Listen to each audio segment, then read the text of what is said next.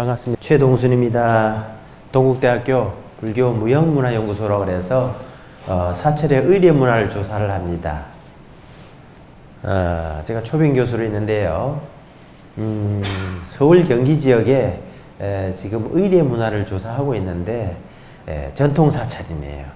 광룡사 죄송합니다. 그런데 오늘 제가 사무장님께 여쭤봤어요. 우리 언제 전통 사찰 등록하냐고 하고 있다네요. 그래서 좀 아쉽긴 하지만 전통 사찰이 되면 누릴 수는 여러 가지가 많습니다. 일단 사격이라고 합니다. 사찰의 위상이 올라갑니다. 그 다음 여러 가지 행정 제재를 많이 받게 돼요. 도봉구는 마찬가지거니와 국가문화재청도 마찬가지거니와 총무원에서도 여러 가지를 많이 해요. 그래서 제재가 좀 있긴 한데 뭘 해라 하긴 하는데, 근데 그것은 조금 귀찮더라도 더 이익되는 게 많아요. 영어로 메리트라고 그러는데 그런 메리트가 많아요. 그래서 일단 전통 사찰, 즉 광륜사 앞에다 전통 사찰을 붙일 수가 있고요. 그리고 이 사찰은 위상이 오래전부터 이어져 내려왔기 때문에 라고 신뢰 혹은 신앙 혹은 믿음 여러 가지를 제시할 수 있습니다. 그럼 많은 분들이 더 보고 싶어 하는 사찰, 보고 싶은 사찰, 그 다음 여러 가지 이 국가의 기록 자료에 등재되고 올라가고 또 조사 나올 수도 있고 알릴 수도 있고 이런 여러 가지 홍보 효과도 굉장히 큽니다. 이렇게 해서 전통 사찰은 우리 주지 큰 스님 비롯해서 계시는 실무진들 또 우리 스님들이 한 마음으로 모아서 그것을 추진하셔야 됩니다. 꼭 약속을 하셔야 됩니다. 또 대학에 있고 각 사찰에 다녀보니까 전통 사찰부터 먼저 챙기게 되더라고요. 그래서 잘 유념해 주시길 바라고요. 오늘 강의는 먼저 동영상을 한번 좀 틀도록 하죠. 동영상을 한번 틀고 그 다음 파워포인트, PPT를 통해서 금타존사 그리고 청화큰 스님께서 얼마나 위대하신 분인가를 다시 한번 우리가 재음미하도록 해요. 제가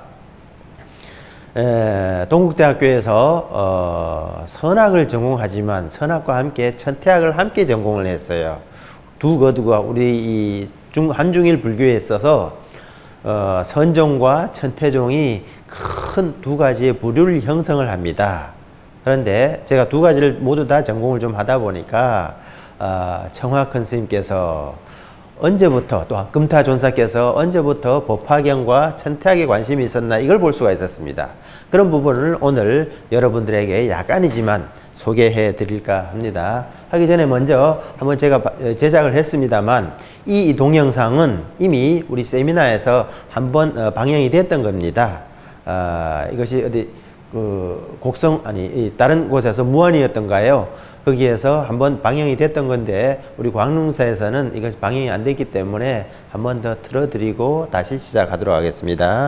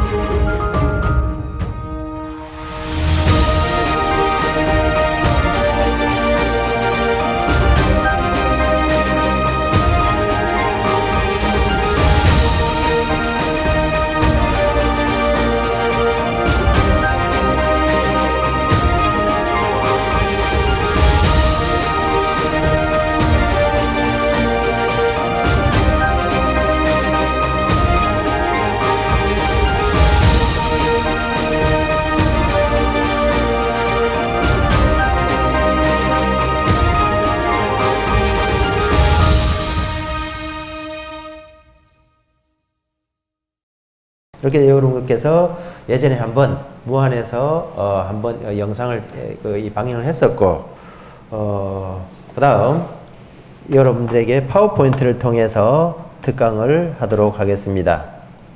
조석예보를 어떻게 하고 있습니까? 일상의례는, 스님들의 일상의례는 어떻습니까? 사찰에는 절기의례가 입춘으로부터 시작해서 또 정초라든가 그 다음에 칠석이라든가 혹은 동지에 어떻게 불공을 보내고 계십니까? 그 다음에 명절이 있어서 우리 4대 명절이 있죠. 부처님 탄신일도 있고 부처님 오신 날도 있고 성도절 혹은 출가절, 열반절 있는데요. 이런 데는 어떻게 보내십니까? 또 각 사찰에 아까도 제가 있었습니다만은 제는 어떻게 펼치십니까? 또 불공 기도는 어떻게 하십니까? 라고 했는데 대한불교 조계종의 모든 사찰 혹은 전통 사찰에는 다 똑같을 것 같지만 절대로 그렇지 않아요. 사찰마다 다 사풍이 혹은 선풍이 다르고 사찰마다 시시각각 하는 의례들이 모두 달라요. 그런데 스님들이 좀 4년마다 전통사찰 바뀌기도 하더라고요. 그건 좀 아쉽기는 해요. 단절이 되거나 새롭게 발굴하기도 하는데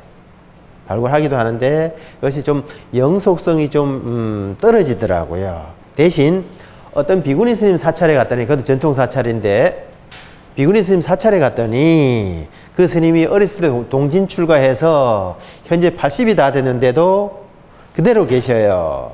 또 이 스님께서 또 기억력이 좋으셔요.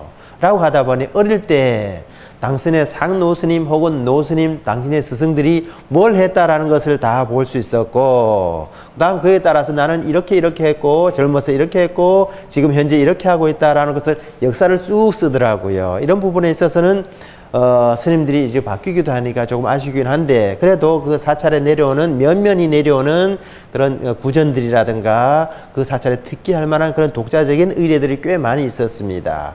그런 사찰을 조사하는 데 있어서 다음에는 꼭 우리 광륜사도, 물론 성륜사도 꼭 이렇게 들어가서 그런 조사가 돼 가지고 불교 의례가 우리 이 벽산문도회의 청화스님, 또 그 이전에 금타존사 혹은 청화스님께서 가르침을 이렇게 했는데 이 의례가 이렇게 이루어졌다라는 것을 스님들에게 혹은 종사분들에게, 종사하시는 분들에게 꼭 책임이 있습니다. 이렇게 해서 제가 현재 하고 있는 불교 의례 문헌조사, 문화조사를 하고 있는데 그 이전에는 문헌조사를 했었습니다. 문헌조사를 하게 되는데요. 이거 조금 이따 말씀드리기로 하고, 좀 어둡게 나왔네요. 왜 이렇게 어두워? 좀 어둡게 나왔네. 다시 보기를 하고, 요것은 그 김영동 교수님이 우리 금강신문 출판하기에 앞서서 요것을 그 포토샵으로 혹은 그 이 그림 이미지 편집을 가지고 조금 환하게 했네요. 아까 것은 제가 원본을 가지고 다시 하다 보니까 조금 어둡게 나왔네요. 좀 환해졌나? 누가 금방 이렇게 환하게 말씀해 주셨나? 자, 이걸 다시 한번 볼까요? 요 진본입니다. 물론 책에 나와 있긴 하지만, 이런 진본을 제가 처음으로 촬영한 것을 여러분들께서 사실상 처음으로 공개하는 겁니다. 물론 책으로 나와 있어서 모든 것 분이 알긴 하지만, 이것은 제가 최초로 발견해서 바로 그때 찍은 겁니다. 그것을 여러분들에게 처음으로 보여드리는 겁니다. 발견해서 바로 찍은 거니까요. 처음에는 이게 뭐지? 내가 익히 보던 것인데? 라고 했는데, 넘어오다 보면 여기 오지총관도가 있어요. 이게 우리 이 금타존사께서 만드신 혹은 우리의 상징이기도 청화사상 문도회, 벽산문도회의 이게 상징인데 라고 봤을 때 이것이 보통 것은 아닌 것 같아요. 그래서 사진을 찍어서 김영동 교수님께 보내드렸어요. 깜짝 놀라시며 이것은 바로 귀중한 소중한 우리 이 벽산문도회 청화사상연구 에 있어서는 아주 귀중한 것이라고 말씀해 주셨습니다. 그런데 아까 영상 중에서 금타존사께서 직접 쓰신 그 내용을 보셨을 거예요. 그림이 있는데 우리 이 그 벽산문도회 스님들이 운영하시는 이 청화사상 중에서 금타존사 직접 쓰신 그 유품이 우리 가포라고 합니다. 가포. 가포 보물이라고 하기도 하고, 그 다음에 다른 분들이 필사해서 비슷하게 교재화시킨 것을 을호, 그 다음에 여러 인쇄 매체를 통해서 알려진 것은 우리는 그것을 병호라고 얘기하기도 합니다. 그랬을 때 여기 발견된 이것은 직접 금타존사 당신께서 쓰신 것은 아니지만 거기에 있는 문도라든가 옆에 있는 분들이 그것을 본래 있었던 필사한 내용이니까 이것도 아주 소중한 것이죠. 너무너무 소중한 것이죠. 그리고 이 시대에 쓰여진 것이 아니라 그 전 세대에 금타존사께서 계시던 그 시대에 쓰여진 것만은 틀림없습니다. 라고 해서 이것을 소장하고 계시는 분을 제가 알아요. 그렇게 해서 조금 이따 다시 한번 보여드리긴 하겠지만 이거 얘기하려고 반드시 그 박물관에 이게 이 전시 진열되어야 되지 않느냐 하는 저의 바람이긴 합니다. 그러니까 제가 이제 노력하는 것이 아니고 이분과 또 저분이 좀 몸이 좀 불편하시다고 하는데 어쨌거나 이분이 두 분이 합심하시고 또 여기에서 스님들께서도 좀 도움 주시고 특히 이 사무자님께서 하셔서 이렇게 어디 제가 처음에 발견을 해가지고 여러분들에게 알려드렸는데 이 관음 문자가 아마 꼭 대박산에 올 수 있도록 아마 여러분들이 좀 약속을 해 주셔야 됩니다. 주심 오늘 오신다 그랬는데 주심께서 꼭 막 해서 스님께서 노력을 해 주셔야 됩니다. 저도 노력을 하겠지만 우리 분이 얘기를 강력하게 해야 합니다. 아까 반드시라고 했는데 이것을 우리 대중들의 또 얘기를 하고 발견됐더라. 그래서 그분이 좀 의향이 있으시더라. 소유자분이 이것을 어느 정도 귀중하다고 그러니까 우리 문도에서 또 우리 사상 중에서도 청화선사 사상연구에서 이것이 중요하다고 말씀을 드리니까는 의향을 보이셨어요. 물론 그것이 기증되어지고 마지막 도장을 찍고 그것이 진열되어야 그것이 완전히 하긴 한데 일단은 제가 그 전화로 또 다시 그 전에 여러 번 만나 뵀습니다. 그렇지만 그 얘기는 좀 드렸지만 이번에 만나 뵈면서 아마도 좀 기증이 좀 이루어졌으면 좋겠다라고 강력하게 희망을 했어요. 그랬더니 좀 부정적이 아니고 긍정적으로 전향을 해 보겠다라고 한 약속은 했습니다.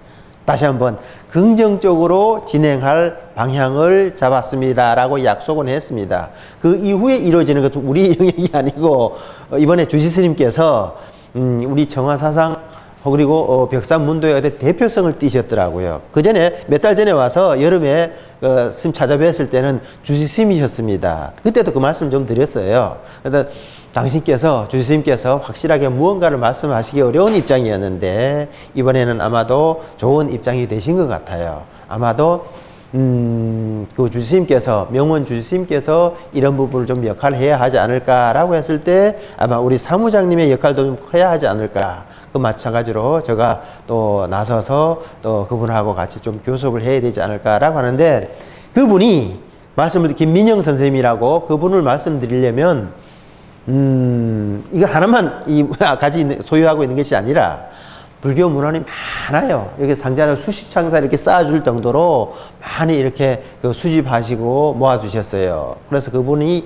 그 자료들이 불교 학술 그리고 불교 믿음 혹은 불교 신앙에서 좋은 자료가 되어달라고 아카이브라고 그러죠. 데이터베이스에 넣도록 도움을 주셨어요. 그래서 굉장히 고마우신 분인데 그 작업을 제가 하던 중에 이것을 발견했던 것이고 이 하나만 여기 한 권인 것 같아도 두 권으로 이렇게 엮어져 있습니다. 두 권입니다. 하나는 을호, 하나는 병호 같다라고 하는 이러한 6권 해석을 김영동 교수님으로부터 들었습니다. 하나는 을호가 맞는 것 같습니다. 당신이 직접 금타존사 당신이 직접 쓰지는 않았지만 바로 옆에 있는 분이 필사라고 그러죠. 베껴 쓰는 것, 필사한 것은 분명히 맞다라는 걸 그렇게 보시는 거죠. 라고 했을 때 이것이 이 대박산에 거기에 박물관이 설치되고 세워지면 거기에 당연히 이 관음 문자가 들어가야 되겠죠. 이 내용에 대해서는 사실 저도 확실하게 잘 모르지만 이 부분에 대한 그 내용 연구는 이미 금강신론에 잘 인쇄화되어 탈고화되어 있기 때문에 그걸 보시면 압니다만 알 수 있습니다만은 여기에 있는 내용은 그 당시의 원본이기 때문에 소중하게 여기고 이 부분을 가지고 앞으로 계속해서 연구를 해야 되겠죠. 연구할 부분이 많아요.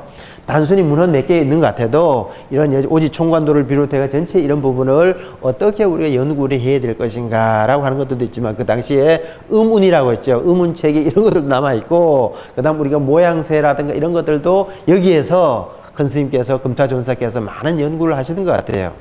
지금으로 시각을 보는 것이나 그 시대의 시각으로서 얼마나 이 작업을 하기 위해서 이 관음문자 그리고 보리방표문을 쓰기 위해서 노력을 하셨던가 그것을 알 수가 있었습니다. 그래서 오지 총관도라든가 이런 부분을 제가 찍어서 모두 다 보내드렸습니다. 특히 오지 총관도가 깜짝 놀라게 되었습니다. 당시에 쓰는 것이 이렇게 우리가 현재 쓰는 것하고 글자가 좀 많이 다르긴 하네요.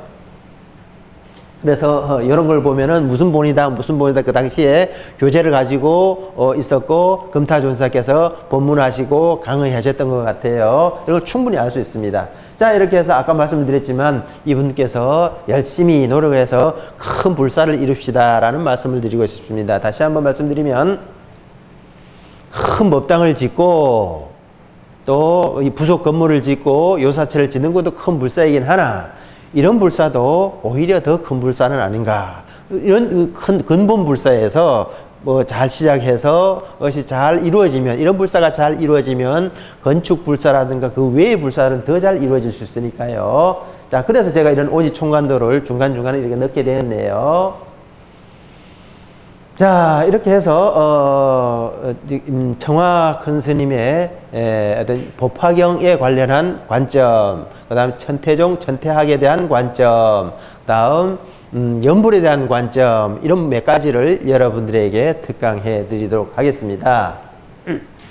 예, 천태종이라고 하지만 우리 그 대한불교 조계종이 있고 그 다음 물론 태고종도 있긴 하지만 사실 같은 선종이기도 하고 같은 뿌리라고 해서 종파를 굳이 이렇게 분리하기보다도 종명만 구분되지 않나라는 이런 생각도 있습니다. 자, 그 다음 이 태고종, 이 조계종과 태고종을 놓아두고 그 다음에 어느 종파냐라고 했을 때 어떤 천태종이나 진각종을 떠올리기도 합니다. 요즘에는 천태종을 많이 떠올리기도 해요. 그렇다면 조계종과 천태종이라고 됐을 때 천태종은 주로 법화경을 근본 소위 경진으로 삼습니다.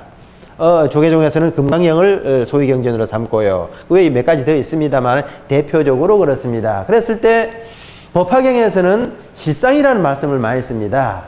우리가 무상이라는 말 쓰고 공상이라는 말도 많이 쓰지만 법화경에 실상이라는 말을 많이 씁니다만은 여기에 실상연불선 이래가지고 실상연불이라고 하는 것이죠. 이것을 청화선사께서 이 실상연불을 가지고 이 실상연불에 대한 이것을 가지고 연불은 실상연불이 되어야 된다라고 했을 때 우리는 무엇을 여기서 실상이라는 의미를 어느 정도 알아야 되겠네요. 그렇지만 이 세상에 실상이라는 말을 많이 쓰긴 하는데 이 실상이라는 말을 제대로 표현하는 분들이 좀 드물어요. 교수님도 그렇고 스님들도 그렇고 실상의 의미를 마음속으로는 알겠는데 그것을 입으로 표현을 하거나 책으로 표현하거나 논문으로 이렇게 수록하거나 그건 쉽지는 않더라고요. 그런데 이런 실상을 어떻게 알아야 되겠느냐, 어떻게 설명해야 되겠느냐라고 했을 때 조금 더 넘어가게 되면 이런 부분을 우리가 좀 봐야 됩니다. 이것을 큰 스님께서는, 청화 스님께서는 알고는 계셨는데 전체 법문으로 표현하신 거고 우리는 바로 이 자리에서 실상이라는 말을 많이 쓰지만은 제대로 된 실상이란 설명, 표현을 어디서 갖다 써야 되겠느냐라고 하는 것이 있죠. 그래서 일단은 여러분들에게 제법 실상이라는 것은 묘법 연화경에서 나오게 되는 것입니다. 제법 실상이라고 하는데 제가 파랗게 법자에다가 파랗게 글씨를 써놨네요. 제법 실상 하면서 이 법자에다가 파랗게 해놨네요.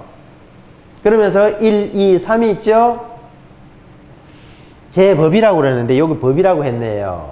존재라고 얘기하기도 하고 법이라고 얘기도 하고 부처님 설법이라고 얘기하기도 하고 그 다음 이렇게 법, 대장경을 법이라고 얘기하기도 하고 그래서 묘법이라고 제법, 실상, 제법이라는 존재를 법이라고 하기도 하고, 법이란 부처님 설법을, 부처님 말씀을 법이라고 얘기하기도 하고, 대장경을 가지고 법이라고 얘기를 하는데, 주로 법이라고 하는 것은 존재에 있다라고 하는 것, 이것이라고 하는 것, 모든 것이라고 하는 것, 무엇이다라고 하는 것은 이렇게 존재를 얘기하는 것인데, 이렇게 자꾸 설명을 드리다 보면 한도 끝도 없다 보니까 이렇게 그 설명하는 커뮤니케이션이 잘 이루어지지 않다 보니까 많은 강사 교수님들, 스님들이 이런 제법 실상을 설명하기가 쉽지 않더라고요. 그래서 여러분들께도 보여드린 파워포인트를 통해서 법이라는 것이 있다.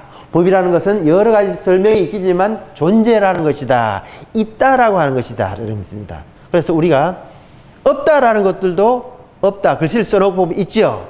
없다도 있고 있다도 있다를 비롯해 가지고 조그만 돌멩이 하나, 모래 하나, 자갈 하나로부터 시작해서 여기 이 도봉산에 나가면 온 산천초목이 있죠. 그 산천초목에 내려가서 바위 하나를, 돌멩이 하나라든가 낙엽을 건져보면 수많은 곤충들이 있죠. 이걸 가지고 우리는 준동함령이라 그러더라고요. 준동함령에서 이 생명체라는 얘기죠. 그런 생명체들이 이 낙엽을 갖다가 들춰보니까 그렇게 많더라. 보도 시작해서 하나하나를 모두 법이라고 얘기하기도 하고, 모래알, 돌멩이 숫자도 모두 하나. 그 다음 여러 가지 나무들이라든가 산에 있는, 산야에 있는 모든 것들. 그래서 이런 존재를 얘기할 때 큰 스님들, 선사께서는 그것을 두두물물 이렇게 얘기하죠. 많이 들어보셨죠? 두두물물 이렇게 했을 때 그것이 바로 존재를 얘기하는 것이고, 그 존재라고 얘기하는 것은 바로 법을 얘기하는 것이죠. 법이라고 하는 것입니다. 그래서 우리는 법을, 야, 대한불교에서 뭐 무슨 법이다, 헌법이다, 그런 법이 아니고 진리라는 뜻이죠. 그렇다면 이 법이라는 것은 존재이고 진리로 보는 것이고, 그 다음에 부처님이 보시는 입장이에요. 중생들이 법을 보는 것이 아니고 부처님께서 법이고 부처님께서 법을 보시는 거고, 부처님께서 존재를 보시는 것이죠. 우리도 따라서 부처님의 입장에 대해서 우리도 부처님같이라고 했을 때 우리도 부처님처럼 법을 보는 것이죠. 근데 중생이 이 법 보기도 해요. 중생이 법을 보는데 그때는 중생이 법을 본다는 얘기 아니고 중생은 물건을 본다라고 하겠죠. 중생들은 이미 욕심을 가지고 대상이 내 거다, 네 거다라고 얘기하지. 네 것이다라고 얘기해서 보는 것이니까, 구분적 사고로 보니까, 욕심을 가지고 보니까 물건이기도 하고, 물건이라고 얘기를 하기도 하고, 그래서 사물이라고 얘기를 하죠. 그래서 선사께서 두두물물 하는 의미하고 부처님께서 법이라고 얘기하시는 것하고 전혀 다릅니다. 그래서 우리는 법으로 봐야 되는 것이죠. 그래서 이런 얘기했죠. 개에게는 뭐가 보이고 부처의 눈에는 뭐가 보이고, 이랬을 때 부처님이 보실 때는 법이고 개에게는 그걸로 보이는 것이죠. 마찬가지로 사람도 욕망이 있고 욕심이 있어서 네 것과 내 것이 있기 때문에 그것을 우리가 법이라고 얘기를 하지 않고 사물이라고 하는 거죠. 물자라 가지고, 물건 물자를 써가지고. 그래서 우리 법을 보는 것, 단순히 보는 것이 아니라 제법실상 부처님께서 말씀하시는 진실한 모습이라고 얘기하는 것이죠. 이렇게 해서 이런 것이 조금 전제돼야 아까 얘기를 했던, 말씀을 드리고 싶은 실상연불선. 그러면 이게 우리가 실상이라고, 보통으로 실상연불이라고 얘기를 했는데 보통이 아니네. 나는 우리 무상스님한테 또 많이 들은 얘기가 최상승선, 최상승의 법문, 청화스님의 법문.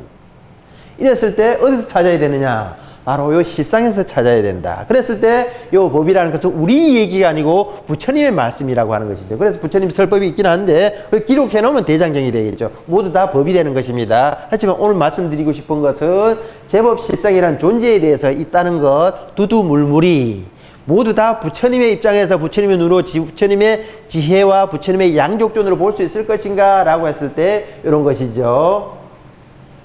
그래서 실상연불선입니다. 조금 더 구체화적으로 설명을 좀 들어볼까요? 우리가 아까 제법 실상이라고 말씀드렸죠. 그래서 파랗게 법실이라고 써봤네요. 법실이라고.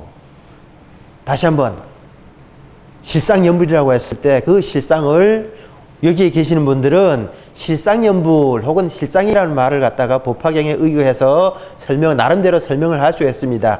설명할 수 있어야 합니다. 그런 것이 어디서부터 시작되느냐?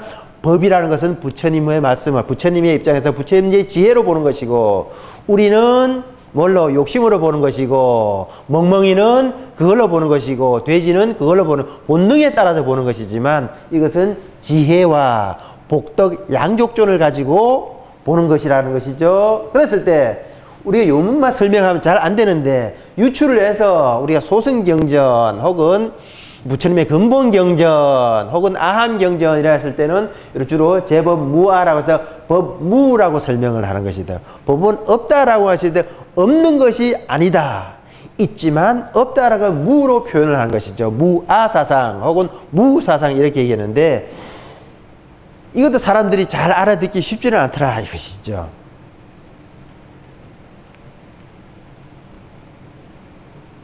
그 다음에 아까도 우리가 반야식이 시, 제법, 공상, 불생, 불멸, 불구, 부정, 부중, 불감. 시, 제법, 아까 분명히 했습니다. 시, 제법, 공상, 앞에 시자가 있어가서 없는 것 같아도 앞에 시, 제법, 공상, 이걸 설명하기 위해서 불생, 불멸, 불구, 부정, 부중, 불감. 요 세 개의 모든 존재에 대한, 모든 사물에 대한 설명이 끝나는 겁니다. 그래서, 그 법륜 스님이 유튜브에 짤이라고 그러기도 쇼츠라고 그러는데, 거기에서도 많이 설명을 하시기도 하고, 유튜브에도 많이 설명하는데, 모든 것을 그 설명을 잘 일반 사람들이 많이 봅니다. 법륜 스님의 그 유튜브 그 영상을 많이 보긴 하지만, 제법 공상에서 불생불멸, 불구부정, 부중불감의 입장에서 보면 금방 해석이 되고, 금방 거기에 대한 설명이 이어질 수 있고, 그 다음에 그것을 우리도 금방 따라서 남들에게 설명을 해줄 수 있고 알려줄 수 있고 설법이 되고 포교사가 될 수 있는 것이죠.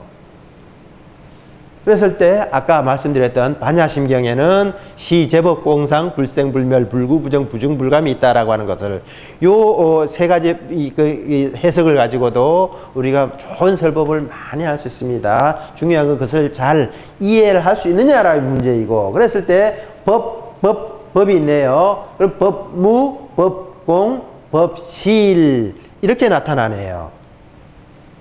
아까 말씀드려서 실상연불이라고 그랬는데, 이 실상연불은 공상과 무아와 똑같은 의미입니다. 그래서 초기 불교 경전에서는 제법 무아를 많이 말씀하셨고, 그 다음 반야경전 쪽에 와서는 제법 공을 많이 말씀하셨고, 나중에 법화경 최후의 가르침이라고 할 수 있죠.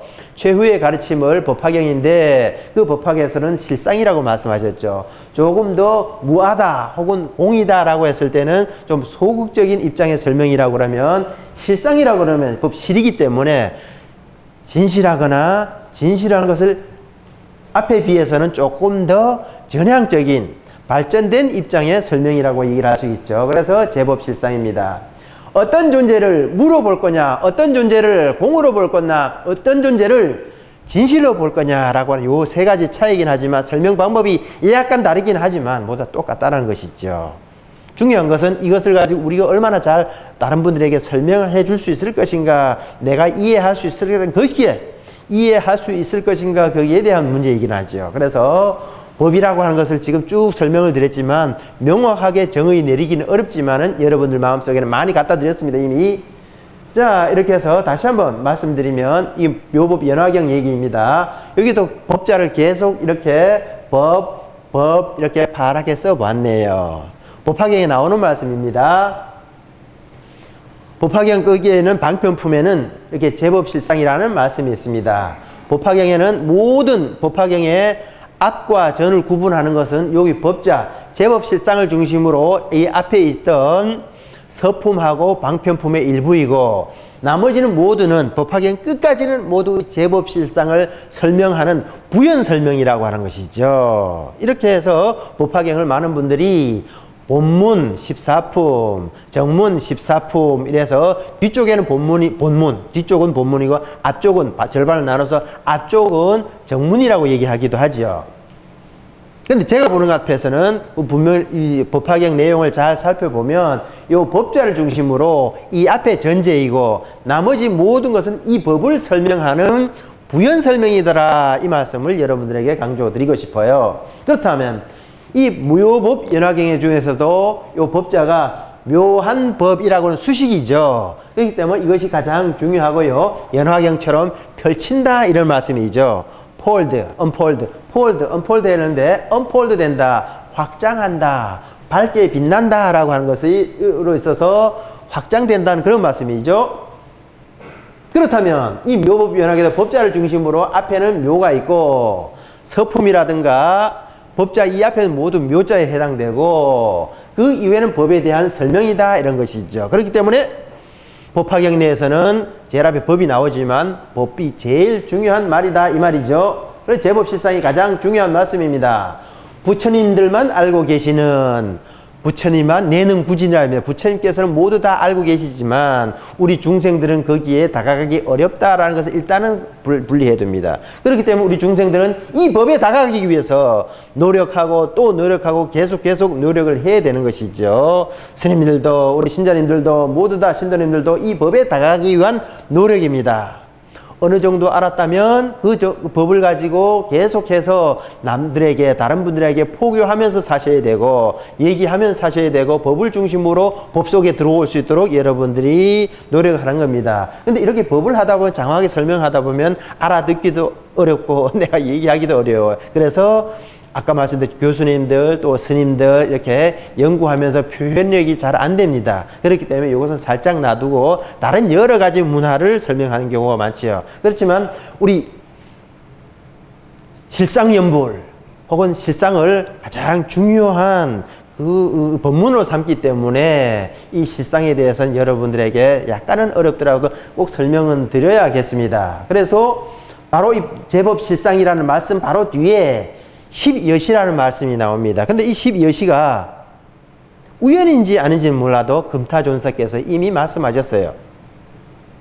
조금 이따 말씀드리기로 하고 제법실상에서 법을 설명을 해요. 법이란 무엇인가? 라고 했을 때 법이란 여시상 상 그대로 보여지는 모습 그대로 성품 그대로 체 그대로 역 그대로 작, 인, 연, 과, 보, 본말구경 등까지 모두 이 본말구경은 여기서부터 다시 여기까지 모두를 포함해서 다시 해서 이 세상의 모든 것, 이 세상이라서 우리 지구뿐만 아니라 우주뿐만 아니라 이 우주를 넘어서는 모든 것의 하나를 가지고 우리는 법이라고 그러고 그것을 진리 자체로 보는 것이죠. 왜 진리로 보느냐?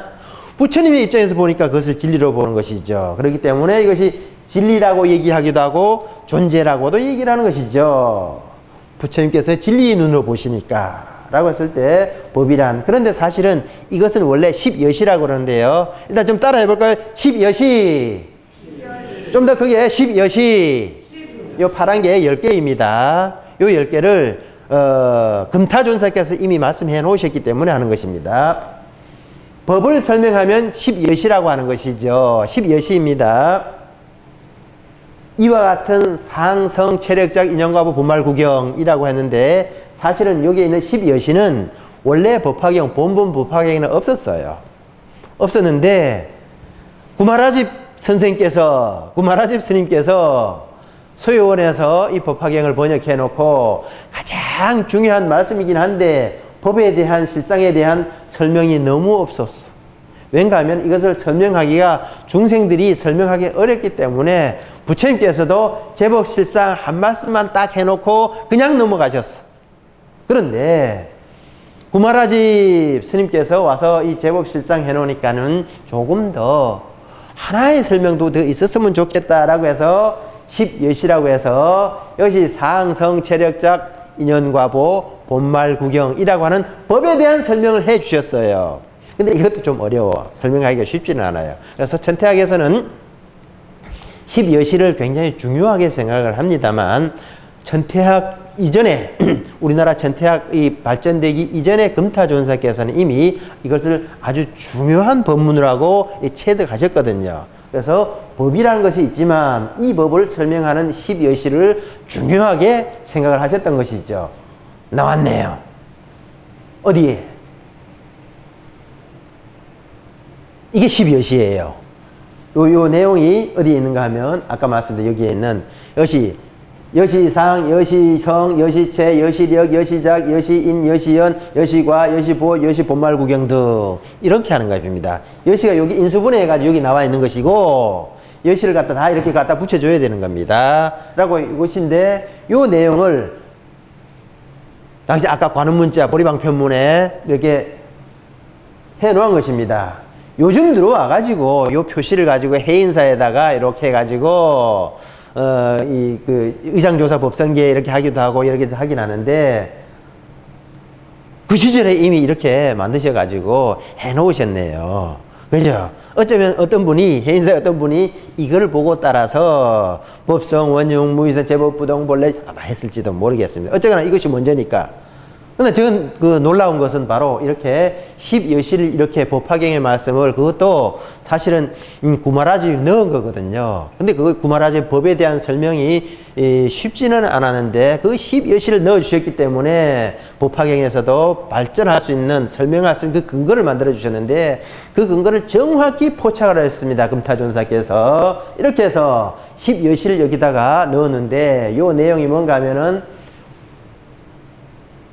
외인용 10여시, 내인용 사섭 만덕송, 이렇게 해서 사섭법 만덕송 이렇게 해서 여기에서 두 가지를 중심으로 이렇게 상징화 시켰는데, 그 상징화의 내용이 10여시와 여기에는 만덕송 이렇게 해서 삼전종인데, 삼전독인데 이렇게 써놨네요. 삼전독 할 수 있도록 이렇게 돼 있네요. 참 대단하신 분 같아요. 그 시절에 어떤 그 법화경 강의 이런 것도 없었는데, 그 내용을 반드시 착 이렇게 오린다고 그러죠. 추출해서 여기에 이렇게 그 상징화 시켰다는 것.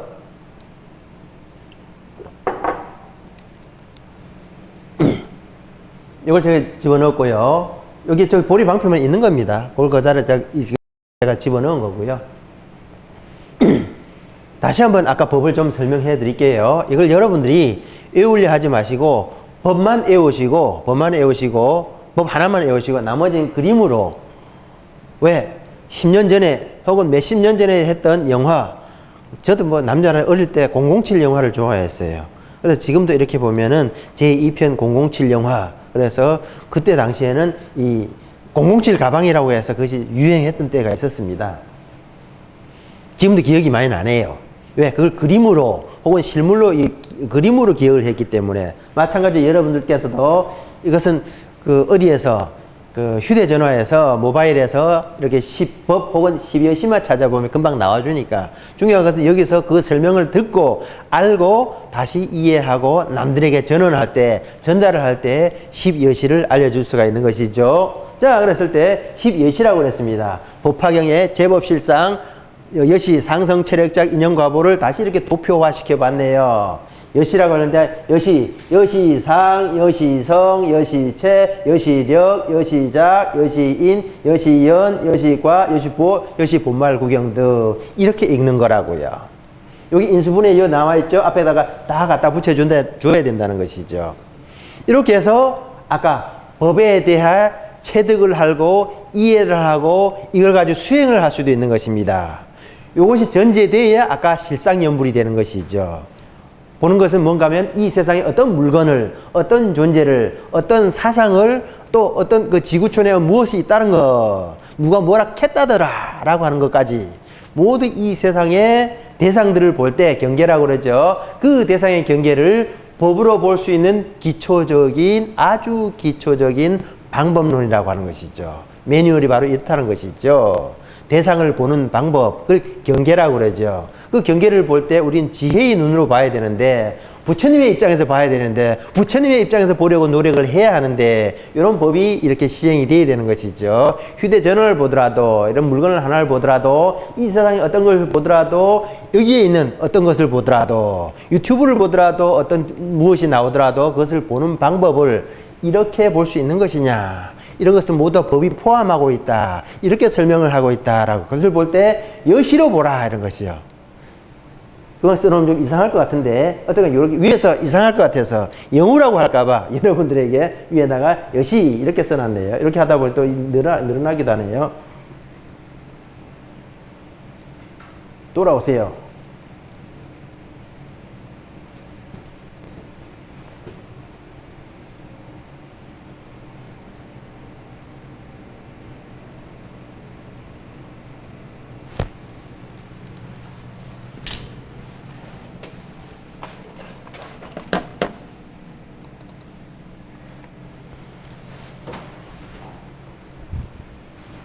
자, 이거 봤고요.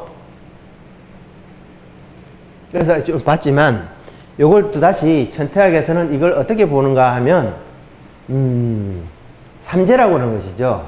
삼전독이라고 요 삼재를 가지고 가재, 공재, 중재 이래서 아까 여시, 상성, 체력자 이렇게 봤지만 중간에 이 순서를 바꿔가지고 상자가 여기 뒤에 있다가 여기 들어와 버렸네. 이래서 시상여, 시성여, 시체여, 시역여 이렇게 해서 요건 공재로 읽는 방법이고 요건 중재로 읽는 방법이고 이렇게 해서 요것을 읽는 방법이 천태종에서 하는데 현재 우리나라 천태종에서 이걸 많이 안 하지만 일본 천태종에서 이걸 굉장히 소중하게 여겨가지고 이것을 실상을 체험한다는 것이죠. 요 삼전독이라고 그러는데 이 삼전독은 오래전부터 천태대사라고 하는 수나라 때 계셨던 당나라 말고 그 이전에 수나라에서 계셨던 그 천태대사가 요 삼전독을 이미 말씀해 놓으셨어요. 그래서 그 삼전독을 현재 이렇게 도식화시켜 보니까 옛날에는 파워포인트가 없었고 아래 한글도 없었고 또 이 PPT가 없었고 했기 때문에 이렇게 설명을 못 했는데 이제는 이렇게 그림을 그려볼 수 있으니까 쉽게 여시상, 여시성 이렇게 쭉 10번 읽고 그 다음 공제로 이렇게 10번 읽고 중제로 10번 읽고 이래서 삼재가 이렇게 원융이 되도록 하는 것이죠. 그래서 그것을 삼재원융이라서 요것은 삼재는 주로 용수보살이라고 그러죠. 용수보살은 뭐 꼭 천태종뿐만 아니라 어디 조계종도 선종도 마찬가지 용수보살이 끼치는 영향이 굉장히 큽니다. 뭐 팔종조사라고 얘기하기도 합니다만 용수보살께서 이런 실상 체험에 대한 설명을 잘 해놓으셨어요. 그런 방법이 삼전독이라는 것이죠. 여기가 우리 대한불교 조계종 광륜사 혹은 성륜사 이러다 보니까 이러한 설명이 이루어지기가 극히 어려운데 제가 오다 보니까 여러분들에게 어떻게 이렇게 삼전독을 하고 실상을 체험을 하게 되는 이런 설명도 하게 되었네요. 실상, 아까 실상묘법연화경이라고 되어 있지만 실상연부 이러다 보니까 이제 실상이 가는 의미가 굉장히 크네요. 다시 한번 말씀을 드리자면 실상묘법연화경 이렇게 됩니다. 묘법연화경 앞에다 실상을 붙여줘야 정확한 혹은 우리가 알 수 있는 그런 설명이 되는데 연불선 요거보다도 실상연불선 이렇게 말씀을 드리다 보니까 스님들께서는 이게 광륜사 성륜사 스님께서는 실상연불 이렇게 말씀을 하시는 것이죠. 그래서 실상연불 때문에 최상승선이다 이렇게 말씀을 드리는 것이죠. 강조를 하시는 것이죠. 그렇기 때문에 이 실상이 굉장히 중요를 합니다. 다시 한번 따라해 볼까요? 실상묘법연화경, 실상묘법연화경. 한 번 더 따라합니다. 실상연불선. 이만큼 경전의 의미까지 실상을 달아버리면 이러한 실상의 우리가 보는 지혜의 눈으로 볼 수 있다. 부처님처럼 볼 수가 있다라는 것을 여러분들에게 설명해 드릴 수가 있겠습니다. 이렇게 해서 천태학의 핵심이라고 할 수 있겠죠.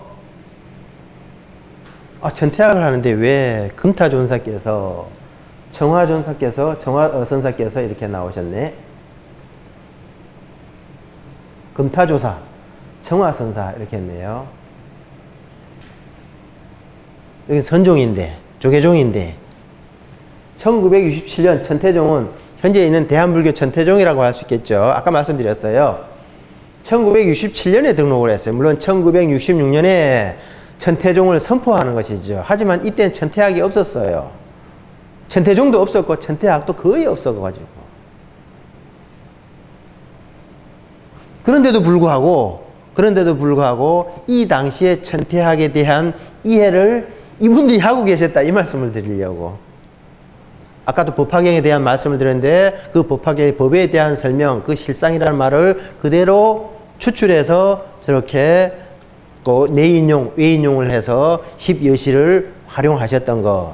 그것이 일본 쪽에서는 굉장히 중요한데 벌써 그 시대에 금타존사께서는 벌써 10여시를 활용을 하셨다 이 말씀이고요. 정화선사께서도 천태학이 발전하기 이전에 이미 천태학에 대한 여러 가지 안목이 있으셔서 그것을 실상 연불선 사상으로 이미 채택을 하셨거든요. 그렇게 해서 전체 원통 불교가 될 수 있도록 하셨던 부분인데요. 천태학의 조예가 있으시고 천태학에 해박하셨기 때문에 그것이 가능하다라는 말씀을 여러분들에게 드릴 수 있겠네요. 그렇게 좀 시간이 돼서 이 부분을 한 10분 정도 해서 지금 1시 55분인데 한 10분 정도 있다가 이 2시 5분에 다시 한번 해서 전태하기 좀 할 게 좀 있네요. 이 부분이 좀 서두다 보니까 여기서 조금 쉬었다가 다시 한번 시작하기로 할까요? 잠깐 쉬도록 하겠습니다.